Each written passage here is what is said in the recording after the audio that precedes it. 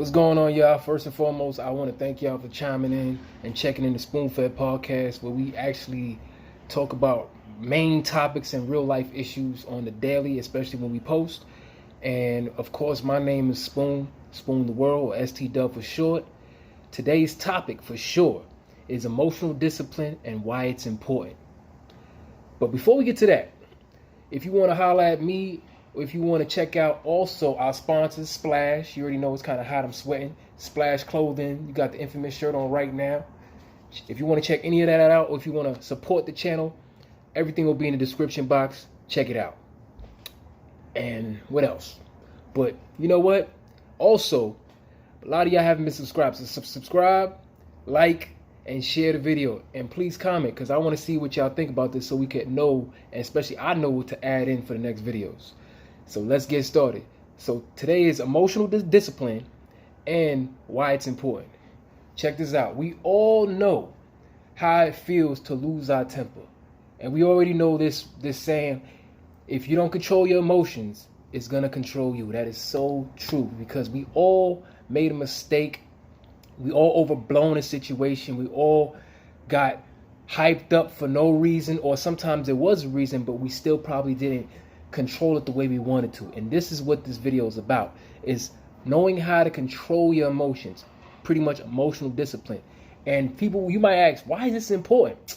We know why this is important. We all know situations, not just us, we all know situations where people lost their emotions and it blew over. Either they lost their life, they lost their freedom, or they lost an opportunity. And I'll break it down. Majority of the people that actually don't have emotional discipline are in jail or in prison.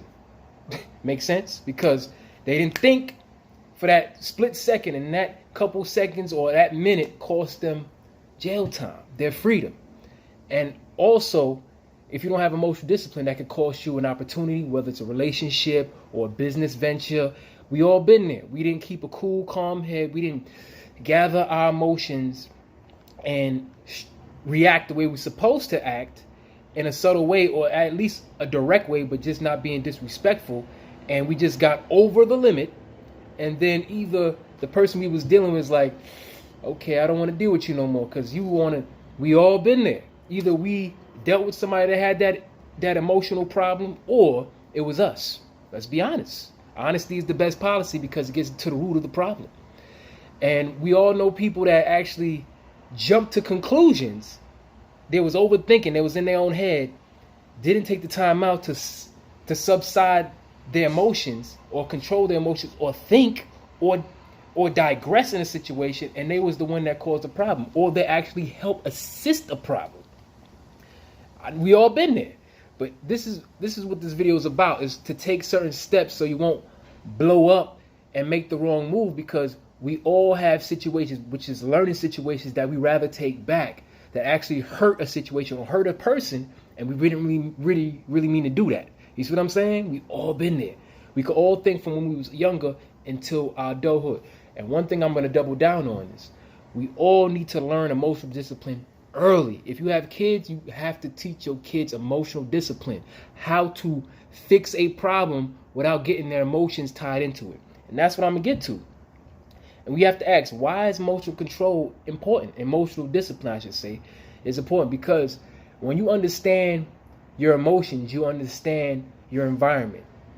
I know that sounds wild, but if you understand your emotions, you could understand your environment better, because you understand how you reacting to your environment, how your environment might be triggering you, and what you need to do to fix that. Let's get to it. Let me give you an example.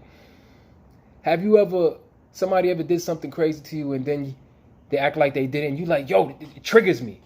What you need to do is understand, why is that triggering you? Even though it's obvious, they probably might be doing something dumb, but they just might be poking your buttons. Remember, the more emotional you are, the more control somebody has over you. So the less emotions, or the more emotional discipline you have, the less likely somebody could push your buttons or manipulate you with words to cause your destruction or to control you. And I'm going to break it down. Remember, emotions is nothing but feelings, how you feel within yourself and how you feel about yourself and the world. You know what I'm saying? But one thing, your emotions and having emotional discipline helps and hurts your character.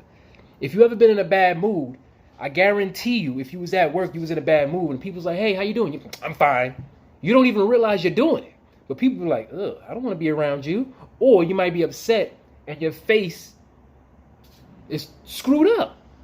You got to look at these things, man. That's why when you have emotional discipline, you could calm down. You might be having a bad day. Because remember, every day is not going to be a good day. You're going to have certain days where people are going to test you. And you have to stay strong emotionally, mentally, and physically. This is what it's all about. It's about steps. And how to fix this and how to work on this is knowing yourself. And what I mean by knowing yourself, you have to know what triggers you. And what I mean what triggers you, emotions are more than just one thing, being angry. Emotions are happy, angry, aroused. These are actual good, bad, and certain things that's dealing with feelings and character and emotions. Once you know how to control your desires, that's a big one, which is under arousal. Controlling your anger and controlling your happiness. Because if you don't control that, anything could help you spiral out of control. And I know y'all seen this. Let me give you a good example. You ever seen somebody having so much fun that they're all in emotions and they're not thinking straight? They could be at a party and they're like, woo! That's still emotions. If you don't have emotional discipline, you would just keep going overboard and overboard, getting happy, and then you could be putting yourself in danger that you didn't even realize. And that's why some of y'all bring your friends to your party, because you don't have emotional control to stop drinking, emotional control to stop using certain substances, or emotional control to stop flirting with the wrong people. Ladies and gentlemen, pay attention. You know what's going on. So, first of all, anytime you're happy, angry, or aroused, you have to keep a level head. And what I mean by that, this is the process that I use, because I was at one point, I had anger issues and I wasn't thinking straight. That's the time when I wasn't thinking straight, because I got arrested for certain times and certain things, assault, fighting, whatever. You know how that is. Things happen. We're men, I'm a man. So it is what it is. First, in any situation, whether it's a bad or good one or a happy one, breathe. Keep your breathing. You don't have to breathe that loud, but just take a deep breath. Keep breathing. Stay composed. When I mean composed, take a step back from the situation and think. Use your head. Think like, what am I doing here? If I react a certain way, what will happen? Think of the negative and positive. Remember, every action has a reaction. So don't give it the wrong one. And you have to understand this. And when you keep your composure, then you think, then you realize, wait a minute, what's my next step of action? But you have to realize, usually the first reaction is the best one, because that's your instincts stepping in. But usually, if you're not thinking clearly, that could be over the top or below. So, and I know y'all seen this before. You've seen people say, well, this is the way I talk. You got to learn how to control your mouth. You know what I'm saying? That's a big part of it. When you control your emotions, don't just go, when you in a time of anger, don't just blab off the mouth. Because you know why? That's like taking a soda, shaking it up, and opening it. When that happens, you're releasing all the contents, but guess what? It fizzes out, it bubbles over, but guess what? You lost half yourself just by fizzing up and just opening up your mouth. And you can never get those contents back because it's already released. But if you fizz up and then you calm down, stay composed, give it like a minute, gather your thoughts, and then you talk, you could solve a lot of situations and actually diffuse a lot of situations in that situation or in any event. So the best thing to do in certain occasion is take your time, be calm, and then wait until you are able to speak.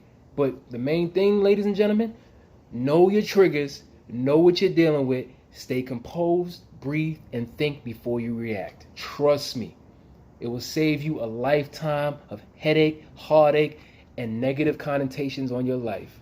Stay dangerous. Like, subscribe, share this, comment. It might be a part 2, because some of y'all might need more counseling. You know what I'm saying? A lot of people just fast at the mouth and they say, oh, I'm just this way. But sorry, baby, that has to change.